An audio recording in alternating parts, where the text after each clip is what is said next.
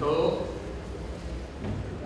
quiero empezar muy sinceramente transmitiéndoles mi sentimiento de honor y de agradecimiento por estar hoy aquí,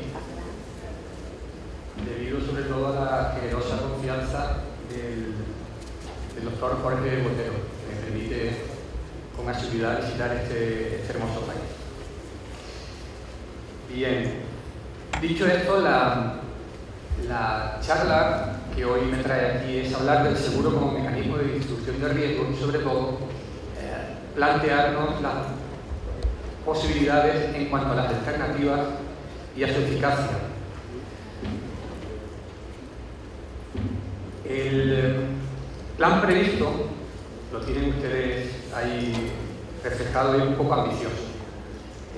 Me temo que alguna parte pues tendré que ir un poquito más rápido de lo que yo quisiera, porque sobrevenidamente, cuando había preparado el núcleo central de la charla sobre lo que es la valoración del seguro como mecanismo de distribución de riesgo, pues se solventó la posibilidad, surgió la posibilidad de hablar de un proyecto de ley específico colombiano, y entonces he preferido sacrificar parte del contenido para centrarme, por lo menos en buena medida, en este caso específico colombiano.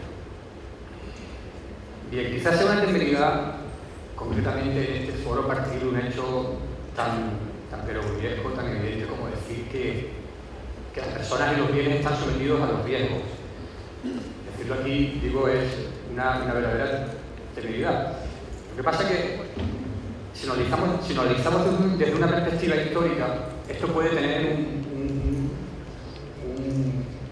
una explicación como punto de partida. Porque aunque siempre ha habido riesgos, desde que vivimos en comunidad, no siempre ha habido un seguro. Por tanto, la experiencia histórica nos demuestra que los hombres, a lo largo de su trayecto en la historia, han encontrado diversos mecanismos para conjurar o matizar, atenuar estos riesgos. Y eso se produce en el tiempo de una manera evolutiva. Por eso, para comprender adecuadamente qué es el seguro y qué ventajas tiene, a mí me resulta particularmente relevante o muy útil preguntarse por cómo y por qué se produce este ítem histórico.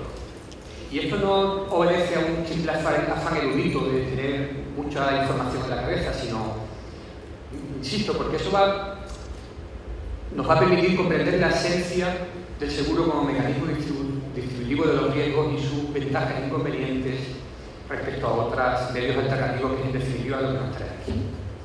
¿Y por qué lo hago concretamente en el campo marítimo? Bueno, principalmente porque es mi especialidad, pero además en este caso por un motivo muy claro. Desde el punto de vista histórico, el seguro marítimo es el padre de todos los seguros. El primero y el fundamental, y sigue siendo en buena medida, porque es la vanguardia. Casi todo lo que se está haciendo nuevo se experimenta primero en el campo del seguro. Por tanto, muchas de las reflexiones genéricas que voy a hacer aquí pueden perfectamente extrapolarse de este puro campo marítimo. Bien, en la antigüedad había muy diversas formas de repartir los riesgos, pero las dos que me interesa traer aquí, las dos que me interesa señalar, son la avería gruesa y sobre todo el préstamo a la gruesa. ¿Por qué? Porque en alguna medida estas son los antecedentes del seguro marítimo, sobre todo la segunda. Fue en la Edad Media, ya en la Baja Edad Media, cuando junto a la avería gruesa y el préstamo a la gruesa empieza a coexistir una institución que es nueva, un fenómeno nuevo, el seguro.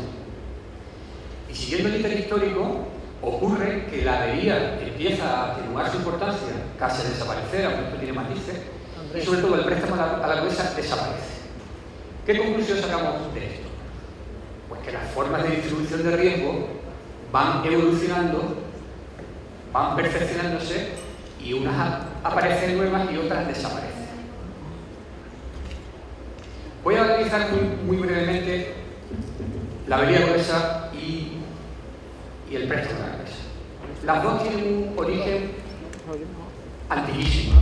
Se basan en el derecho caravanero, en el régimen jurídico que regulaba las relaciones, ver los conflictos de intereses que tenían las personas que transportaban en camello, en burro, etcétera, en Mesopotamia hace muchísimo tiempo. Y tiene sentido porque verdaderamente a lo que más se parece una expedición marítima es a una caravana en medio del desierto. Hay muchos riesgos, estamos aislados.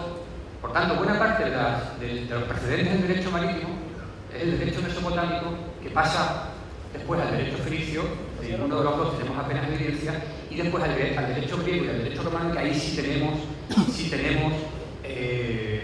las fuentes que hoy conservamos.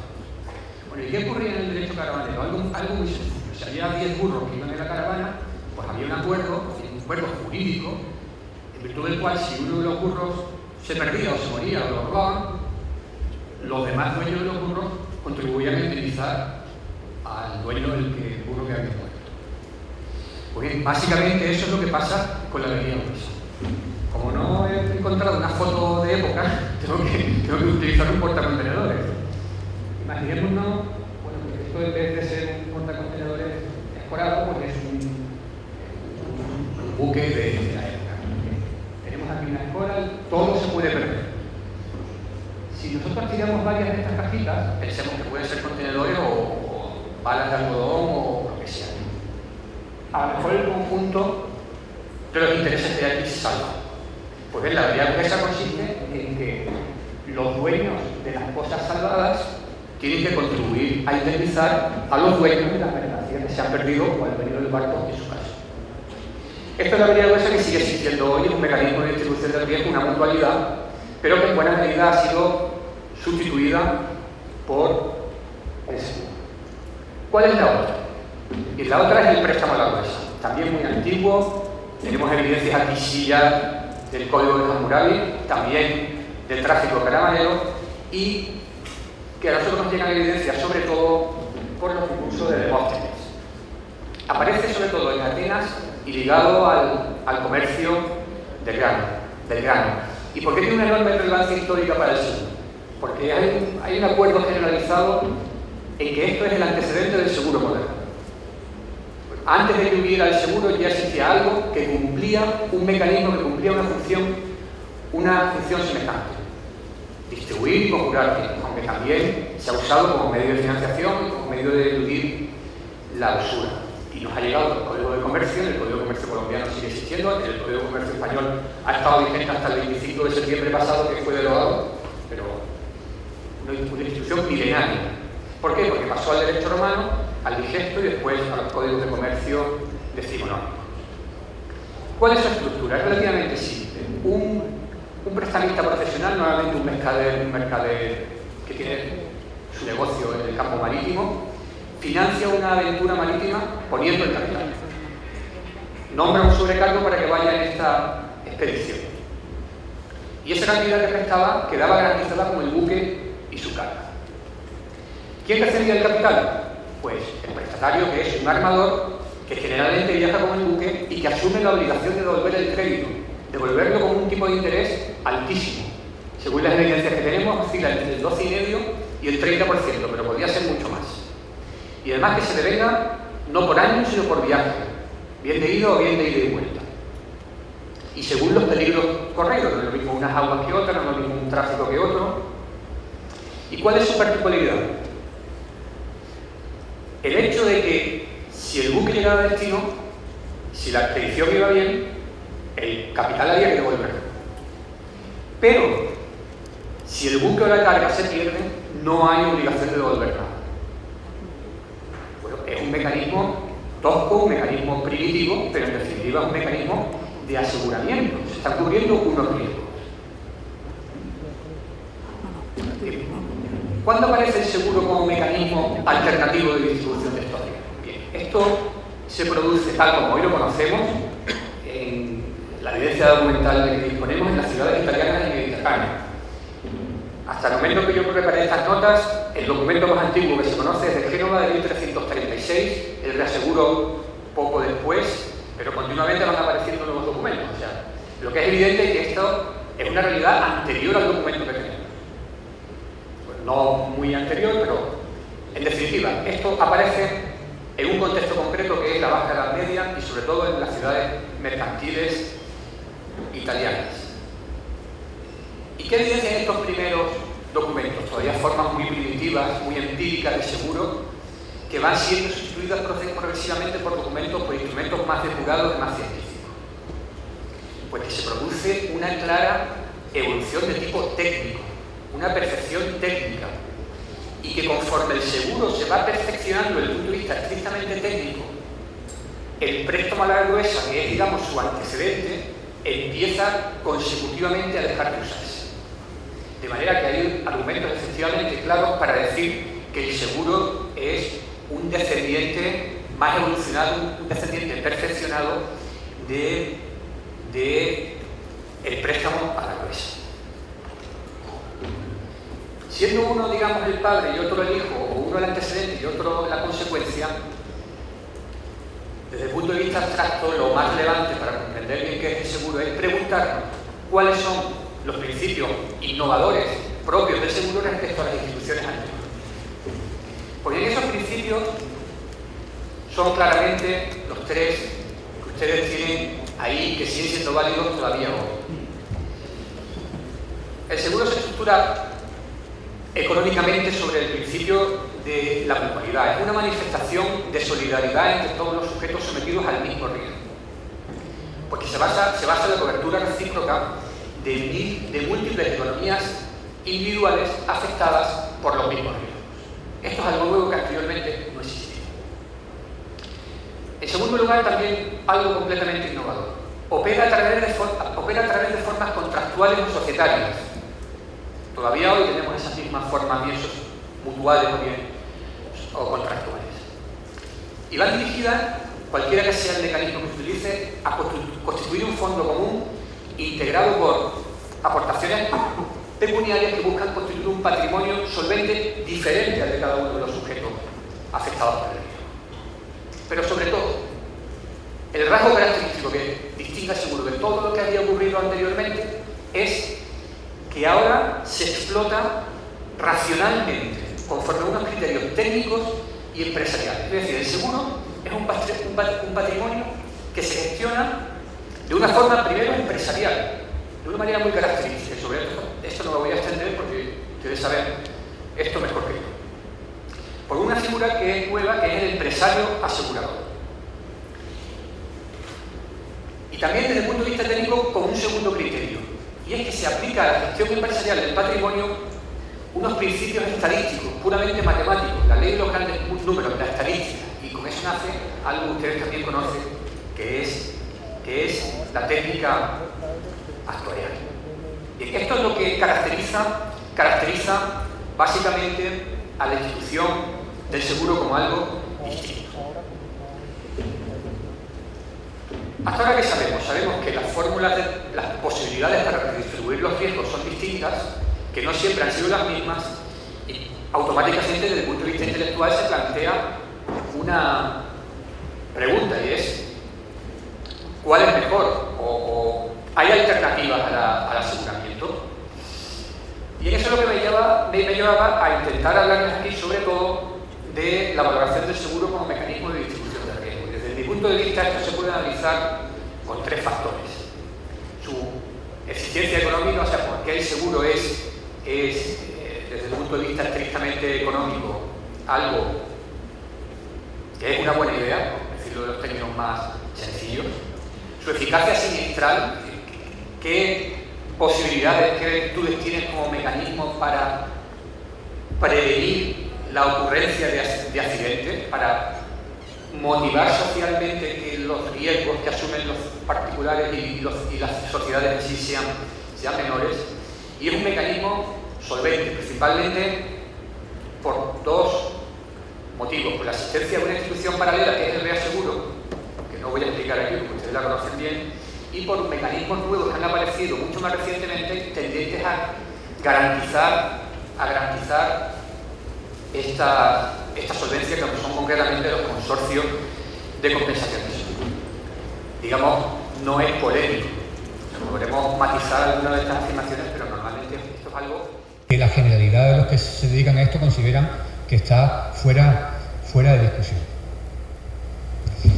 Bien, por tanto, partiendo de la base de que el seguro es una realidad histórica, de que ha habido un momento en el que no había seguro y que hoy, junto al seguro, están apareciendo nuevos mecanismos, la tesitura que se plantea es decir, el seguro es mejor, peor, igual, qué ventajas tiene y qué inconvenientes tiene. Bien, desde el punto de vista ya puramente actual de la realidad de hoy, los seguros son una de las fórmulas, una de las muchas fórmulas de las que se conocen como técnicas de previsión, que se caracterizan por constituir un fondo pecuniario patrimonial destinado a hacer frente a consecuencias futuras de un siniestro. Y todas ellas tienen un rasgo común: el ahorro, la acumulación de capital. Coger capital del que actualmente se dispone para un evento futuro que podrá o no producirse. ¿Y qué distingue al seguro respecto a las demás? ¿Qué es lo que lo hace propio y diferente desde el punto de vista atractivo, todavía ahora? Bien, lo esencial, que es el concepto que me interesa resaltar aquí sobre todos los demás, es que en el seguro el riesgo no se transfiere a un tercero, sino que es la comunidad de personas sometidas al mismo riesgo y que además proporcionan el capital los que soportan entre sí ese riesgo, de una manera que consigue que el alia total casi desaparezca. El riesgo al final, gracias a esas técnicas empresarial y actuarial, sea cero o próximo a cero, pero sobre todo basado en la idea de mutualidad característica del seguro. Esta idea de mutualidad solo la tiene el seguro, no la tienen los demás mecanismos. En otros mecanismos, el riesgo sí se transfiere a un tercero. ¿A quién? Depende del mecanismo que sea. Y esto no es neutral desde el punto de vista jurídico y desde el punto de vista económico. Esto habrá que valorarlo muy claramente para ver si es una alternativa interesante. Porque en los otros sistemas, los medios económicos de los que se dispone en caso de siniestro, debido a esta falta de mutualidad, ya no los proporciona solo el propio asegurado, la propia persona sometida al riesgo, sino otros, sobre todo otros sujetos. Por tanto, en realidad, estos otros sistemas de técnicas de previsión social realmente redistribuyen el riesgo, desde el punto de vista de que no hay mutualidad, y aquí no estamos ante fórmulas de redistribución de riesgo, estamos hablando de fórmulas que serían estrictamente de solo ahorro o de autoseguro, es decir, algo diferente, que desde mi punto de vista es un mecanismo mucho más tosco para conseguir lo mismo, para mitigar las consecuencias dañosas del azar, y que se construye sobre una acumulación personal, unilateral y anticipada del capital llevada a cabo por el propio interesado, que es precisamente el elemento que hace necesario que el periodo de acumulación de capital sea lo mayor posible, porque si es pequeño y se consuma el riesgo, ahí no tenemos capital, ¿de acuerdo? Por tanto, si la base de nuestro sistema de previsión social no es redistribuir los riesgos entre personas que están sometidos a las mismas contingencias, sino hacer un fondo común para usarlo si pasa algo, necesitamos que en ese fondo común haya patrimonio, y esto solo es posible con el transcurso del tiempo. Por tanto, las técnicas de previsión social no asegurativas, por llamarlas de alguna forma, presentan lo que para mí es una enorme limitación, y es que sin esa acumulación de capital previo, las posibilidades de hacer frente al siniestro son limitadas, salvo que alguien responda por el fondo, que es lo que suele ocurrir, porque si no es inoperable. Bien, ¿cómo comparar desde el punto de vista de la eficiencia económica, que creo que es lo más objetivo, los diversos sistemas de previsión social disponibles en la actualidad? Yo creo que el elemento más claro, el que nos permite discriminar más claramente entre los unos y otros desde el punto de vista de la eficiencia económica, es analizar la proporcionalidad entre el daño temido y el sacrificio económico que hay que hacer para calcularlo. Si el daño temido es relativamente pequeño, pero el sacrificio económico que tengo que hacer es enorme, el mecanismo no será eficiente económicamente, aunque pueda tener otras virtudes. Bien, ¿y qué es lo que hace que en el campo del seguro esa proporción tienda a ser adecuada? Pues precisamente los dos rasgos propios que surgieron en la Baja Edad Media y que siguen operando con igual claridad en el momento presente. La propia estructura empresarial de las empresas de seguro, que tienden a ser, por supuesto, ahora estamos hablando de un marco competitivo. En Colombia, si no recuerdo mal, hay 35 compañías que compiten en una competencia más o menos cuasi perfecta o una competencia adecuada. En ese marco, sí, si lo que hay es un monopolio, por supuesto, estamos hablando de algo distinto. Pero insisto, la estructura empresarial de las empresas de seguro hace que esa proporción tienda a ser adecuada. Y también, sobre todo, la propia técnica actuarial, que consigue, desde el punto de vista estrictamente técnico, se consiga con el mínimo capital conjurar el máximo de riesgos. Esto es un instrumento del que no disponen las otras técnicas de previsión social.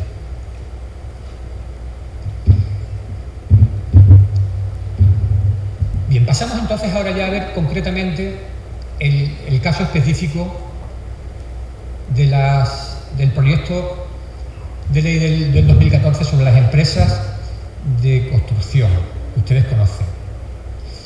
Bien, lo que se me ha pedido es que yo valore este proyecto, la información que he dispuesto,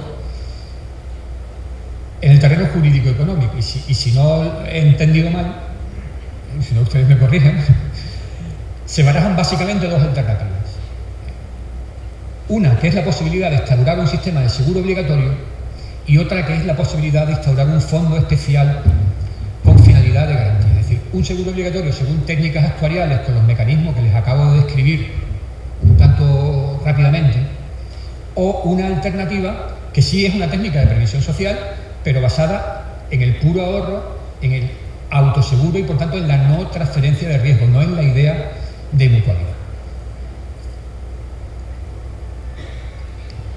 Bien, ¿qué pasaría?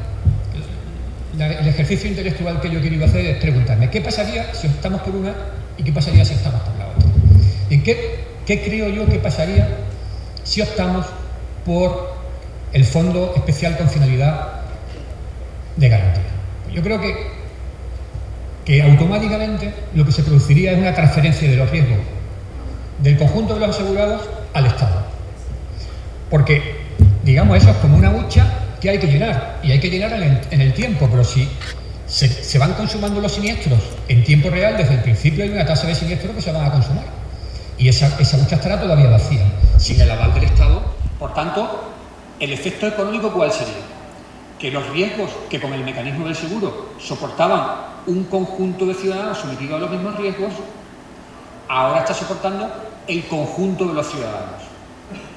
Es decir, el patrimonio que soporta el riesgo ya no sería el de los propios asegurados, sino el del conjunto de la sociedad. ¿Es eso bueno o malo? Desde el punto de vista macroeconómico, es una opción posible. El legislador puede, cumpliendo las directrices constitucionales, establecer sus líneas de política macroeconómica, y esto es una opción posible. Ahora, ¿es razonable? Quizás aquí lo que sea interesante valorar, y sobre todo no en un foro como este donde todo el mundo dispone de una cultura financiera elevada, sino al conjunto de los ciudadanos habría que explicarle la realidad de la consecuencia económica que esto tiene. Porque en términos macroeconómicos nada es gratis. O sea, si al final el Estado está soportando el riesgo, alguien lo tiene que pagar. Y también me resulta muy elocuente algo que dice el profesor Garicano, y que es una afirmación de Luis Ángel Rojo, que es uno de los mejores economistas españoles de los últimos tiempos. Dice: la tarea de los economistas es convencer a los agentes sociales y a los gobernantes de que los Reyes Magos no existen. Y luego en Colombia hay Reyes Magos, no es Papá Noel, ¿no? Aquí también hay, los Reyes Magos son los que le traen los regalos a los niños en España. Yo no sé, ¿aquí en Colombia también? ¿O Papá Noel? Bueno, pues la tarea de los economistas sería convencer a los gobernantes de que los Papá Noel no existen. Porque verdaderamente parecería que si los riesgos los soporta el Estado, cualquiera que sea el mecanismo, eso es gratis. Y no es así. Bueno, no es así. Simplemente estamos trasladando unos riesgos de un lado a otro. ¿Es eso razonable? Desde el punto de vista de política macroeconómica podría tener fundamento según lo que el Parlamento quiera. Desde el punto de vista estrictamente científico, desde el punto de vista técnico, jurídico, desde luego la opción no me parece preferible en modo alguno. ¿Y cuáles serían los inconvenientes ligados a un fondo público de previsión? Aquí sobre todo lo planteo en términos interrogativos, porque yo las respuestas no las tengo, yo me hago las preguntas. Quien promueva el fondo, la exposición de motivos, o sea, en la memoria que acompaña el proyecto, se hacen reflexiones sobre este campo y yo creo que ellos, los mismos redactores del proyecto, también están valorando o deberían estar valorando estas cuestiones. Para empezar, un fondo público de previsión no opera como mecanismo de disuasión de las conductas negligentes, algo que sí hace el seguro, como ustedes saben, por mecanismos diversos, por la propia selección de los riesgos, por la propia repercusión de la consumación de los riesgos sobre las primas, etcétera, etcétera. Y ligado a esto habría que preguntarse cómo se fijan las contribuciones a ese fondo. ¿Todo el mundo pagaría igual? ¿Los que se comportan de una manera diligente y tienden a evitar los riesgos pagarían lo mismo que los que cometen muchos accidentes? No parece razonable. Habría que buscar un mecanismo jurídico para discriminar y eso es extraordinariamente complicado. Algo que el mecanismo del seguro tiene solucionado por el propio mecanismo, por el propio sistema de gestión de los riesgos. Por tanto, como no opera ese mecanismo de disuasión de las conductas negligentes, desaparece también la función de evaluación y mitigación de los riesgos. Y al final, si apuramos el argumento, lo que seguramente se producirá es que no parece razonable excluir completamente al mercado asegurador de estos riesgos, por tanto, los aseguradores cogerían los riesgos buenos, porque tontos no son, y son empresarios, lo que quieren es gestionar bien su negocio, mientras que sería el fondo, respaldado por el Estado, el que cogería los riesgos malos, los que nadie quiere, cosa que es una operación un tanto difícil de justificar. Ligado a lo anterior, si como parece razonable, porque creo que incluso constitucionalmente sería difícil no hacerlo así, este fondo compite con las compañías de seguro en función de cómo se articula el mecanismo, podríamos encontrarnos ante una competencia desleal. ¿Por qué? Porque, vuelvo a preguntarme, ¿con qué criterios se fijan las contribuciones? ¿Cómo va a competir ese fondo con el sector asegurador? ¿Cómo se fija el precio de esa contribución? ¿El precio sería político o puramente económico? Y otra vez, ¿la tasa sería igual para todos? Pero posiblemente el argumento más, o el inconveniente de más peso a la hora de valorar un fondo frente a un sistema de seguro es el de su propia gestión. Frente a una gestión científica y empresarial, tendríamos un mecanismo burocratizado, un mecanismo de gestión estatal. Y hoy estamos hablando de eso de la comida, eso. En fin, no voy a descubrir el Mediterráneo, pero por muchos motivos, hasta que se demuestre lo contrario y hasta que se cree un estatuto de la función pública diferente, los mecanismos privados en un marco de competencia funcionan mucho mejor que los mecanismos burocráticos donde se generan muchas ineficiencias de todo tipo. Se gestione lo que se gestione, porque esto en realidad no es algo propio del sector asegurador, sino algo mucho más genérico que quizás sea una de las grandes dudas o retos de nuestro tiempo. Gestión pública burocrática o gestión privada. Las dos cosas tienen sus ventajas y sus inconvenientes, pero en el caso que nos ocupa se da la particularidad de que la gestión privada es, si todo funciona bien, modélica, y la gestión pública pues tiene los inconvenientes de cualquier gestión pública. Bien, ese fondo con una finalidad de garantía podría tener una alternativa que no fuera estrictamente como está formulada en ese proceso de ley. Pues bien, según las reflexiones que se hace el mismo redactor de la memoria, creo que por lo menos habría tres alternativas conjurando los posibles inconvenientes, porque en esa memoria se hace una reflexión de los posibles inconvenientes que podría tener el mecanismo del seguro. Y algunas son de peso, porque el seguro es muy bueno, pero el seguro no es perfecto, evidentemente, como todos sabemos.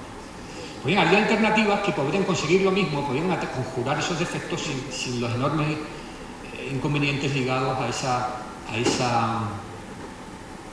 ese fondo de garantía.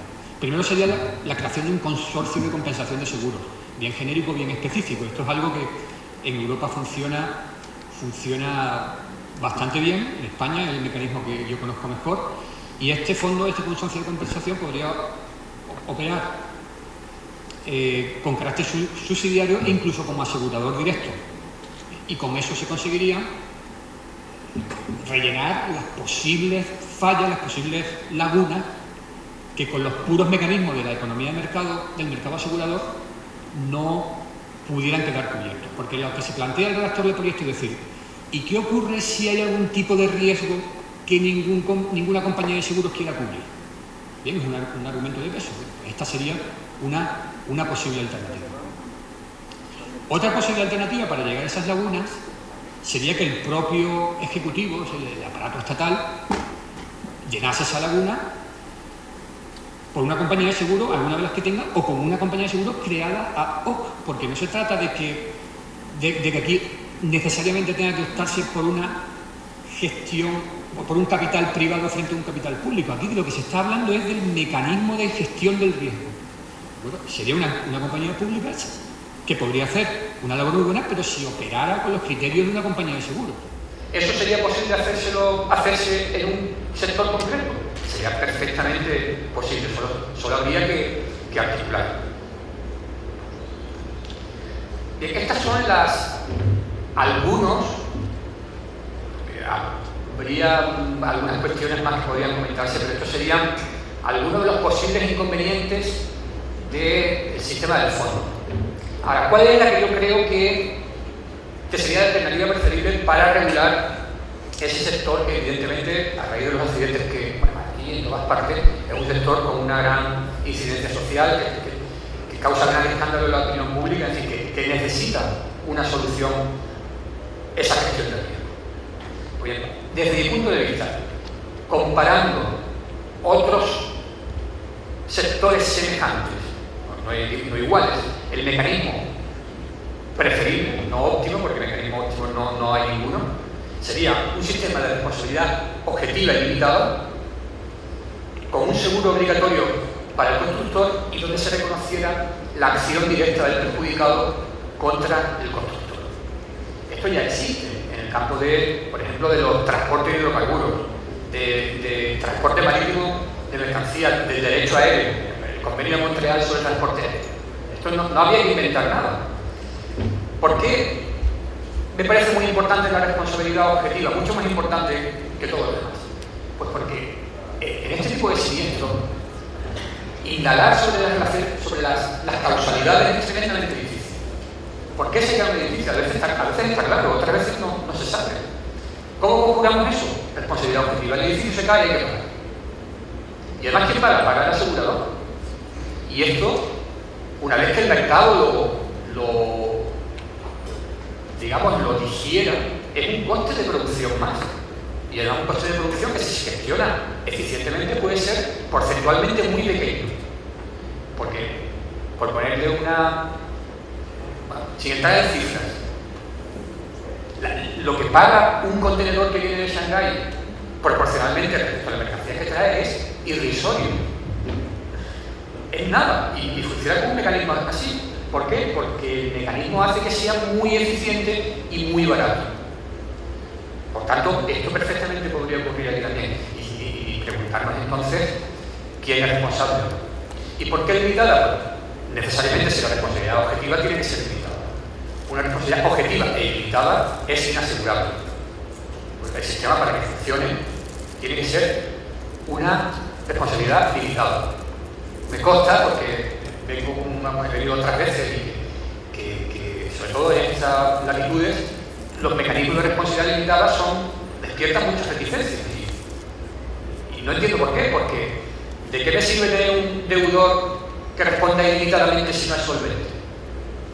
Y tengo una sentencia que me diga, este señor me debe 80 millones de dólares. ¿Y ahora cómo cobro 80 millones de dólares? Si no tiene los 80 millones de dólares. O sea, la responsabilidad limitada no es más, una sentencia donde me declare la responsabilidad limitada no es más que un papel. Lo que yo necesito es un patrimonio impagable. ¿De acuerdo? Y eso es lo que se consigue con unos mecanismos de responsabilidad objetiva limitada y aseguradamente y obligatoriamente asegurado. Porque además hay la tercera pata que me hace ya poner al perjudicado por el siniestro de una posición óptima. Yo me voy a poder dirigir directamente contra el asegurado. De esta manera, creo que lo que se pretende, lo que quiere conseguir ese proyecto de ley, se consigue de una forma mucho más eficiente, mucho más barata y con una construcción jurídica mucho más sólida con esta alternativa del seguro obligatorio. Bien, ya para terminar, porque quisiera dejar unos minutos para que pudiéramos hablar, si a ustedes les apetece. Voy a hacer una evaluación general de lo que he estado diciendo. Bien, las formas de distribución de riesgo han evolucionado y su análisis histórico nos demuestra que se han ido perfeccionando en el tiempo. Ha habido precedentes antiquísimos, pero desde que en la Baja Edad Media empiezan a surgir los mecanismos asegurativos, progresivamente las formas antiguas van desapareciendo. Por eso es como si en un proceso de selección natural los animales más eficientes hubieran sobrevivido y las especies que no han logrado adaptarse se extinguen. ¿Se parece mucho a eso? ¿Es el seguro el final de esta evolución? Pues sin duda que no. Sería una temeridad pensar, decir aquí, que el seguro que va a haber seguro durante los próximos 15.000 años. Pues seguramente no. Habrá otro mecanismo de distribución de riesgos que aparecerá, que será mejor que el seguro y por tanto, igual que desapareció el préstamo en la gruesa, pues desaparecerá el seguro. Pero, evidentemente, esa nueva fórmula, ese salto biológico, llamémosle así, evolutivo, se producirá si la nueva fórmula es mejor, si implica una perfección, no si vamos hacia atrás. Y hoy, desde el punto de vista de lo que es ya estrictamente la ciencia jurídica, ese mecanismo ni se avista en el horizonte, no aparecerán, pero hoy día ni se les ve venir. Ahora lo que sí existe y lo que está funcionando y lo que cada vez será más necesario son estructuras complementarias del seguro. Evidentemente el mecanismo del seguro tiene limitaciones, tiene algunos problemas que no solucionan, que hacen que sea necesario que conviva con otras fórmulas de previsión social. Pero, a mi juicio, en la actualidad, la técnica actuarial, las instituciones empresariales y la técnica actuarial del seguro privado siguen constituyendo la opción más fiable y eficiente para gestionar los riesgos inherentes de la vida social. Ahora bien, si tenemos en cuenta que el conjunto de las técnicas de previsión social no son necesariamente excluyentes o incompatibles entre sí, lo que sí se va a producir, no es que se vaya a producir, que yo soy un profeta, es que ya se está produciendo, es la compatibilización de fórmulas asegurativas con otras técnicas de previsión social. Porque efectivamente la realidad moderna, la vida que vivimos está montada de una manera donde además aparecen continuamente nuevos riesgos, nuevos fenómenos. La propia aparición del mapa genético y la declaración del riesgo son cuestiones que desde el punto de vista jurídico tienen mucha liga. La declaración del riesgo va a funcionar igual cuando ahora el mapa genético me diga si que me voy a morir de infarto a los 89 por la mañana después del café. ¿Ya para qué vale la declaración del riesgo? Son cosas nuevas que antes no existían y que ahora están apareciendo, o la biotecnología, en fin, riesgos nuevos que continuamente van apareciendo y sobre todo una demanda cada vez más imparable de seguridad por parte de las sociedades. Vivimos en sociedades con una enorme aversión al riesgo, que no toleran los riesgos. En este caso habrá que encontrar mecanismos para conjurar estos riesgos y el seguro no podrá hacerlo todo. En este caso, el Estado que hemos creado, el estado de bienestar, esas sociedades reticentes al riesgo, tendrán que buscar fórmulas para integrar la actividad privada del seguro con mecanismos públicos de previsión social, lo cual en algunos casos será conveniente y en otros casos directamente inevitable. Bueno, eso es todo por mi parte. Espero haber sido útil y si alguno quiere hacer algún comentario o alguna pregunta, quedo a su disposición. Muchas gracias.